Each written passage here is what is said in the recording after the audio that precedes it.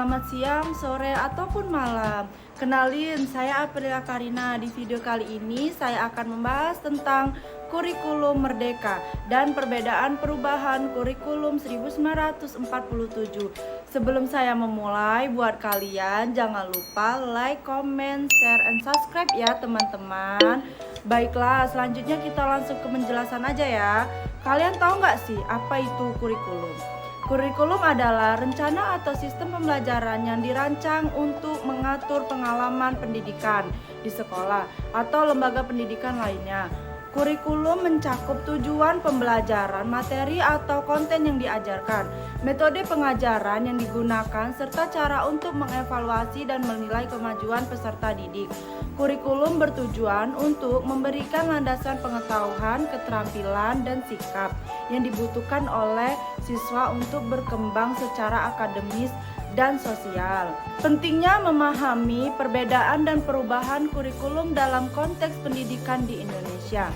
Tujuan dari perbandingan kurikulum yang berbeda 1947 sampai dengan kurikulum merdeka atau kurma. Kalian sudah tahu kan apa itu kurikulum tadi? Nah, baiklah, di sini saya akan melanjutkan tentang penjelasan kurikulum 1947, yaitu ada latar belakang. Pertama, diperkenalkan setelah Indonesia merdeka pada tahun 1945. Yang kedua, fokus pada pembentukan karakter bangsa dan pendidikan moral. Yang ketiga, ciri khasnya menekankan pengajaran dasar dan kebangsaan. Yang keempat, tujuan utamanya yaitu membentuk generasi muda yang memiliki rasa nasionalisme tinggi. Ada ciri-cirinya. Yang pertama, menggunakan sistem sentralisasi. Yang kedua, pengajaran berdasarkan mata pelajaran yang sudah ditentukan oleh pemerintah. Yang ketiga, fokus pada pendidikan, kewarganegaraan, dan karakter bangsa.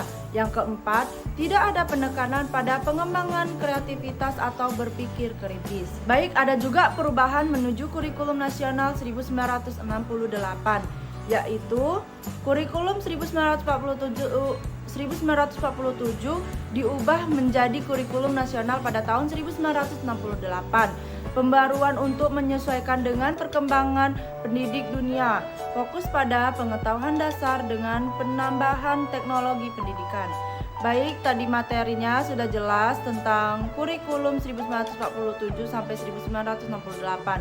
Selanjutnya sini saya akan menjelaskan tentang kurikulum merdeka. Yang pertama adalah latar belakang. Yang pertama diimplementasikan pada tahun 2021. Tuntunan untuk menciptakan pendidikan yang lebih fleksibel dan berbasis pada kompetensi.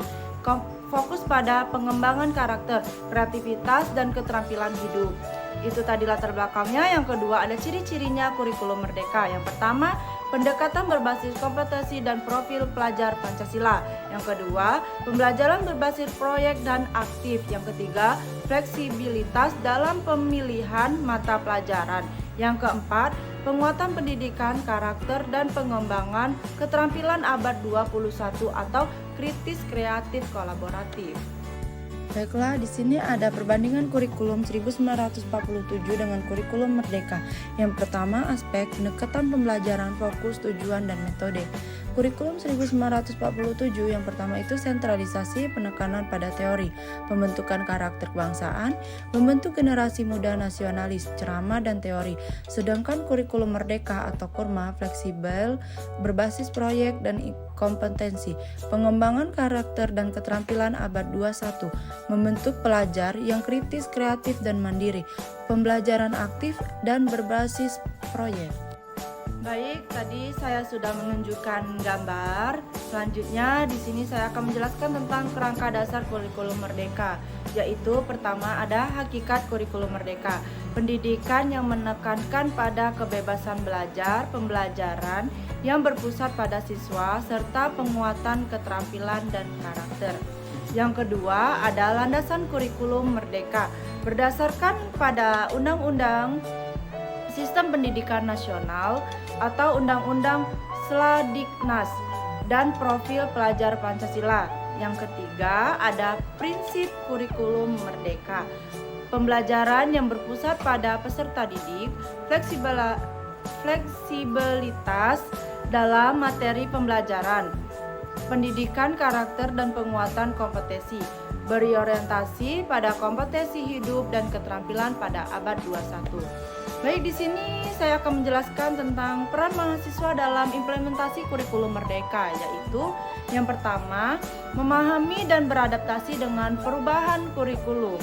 Yang kedua, mengembangkan keterampilan berpikir kritis dan kreatif. Yang ketiga, ada aktif berperan dalam mendukung pendidikan yang berbasis pada proyek dan pengalaman nyata.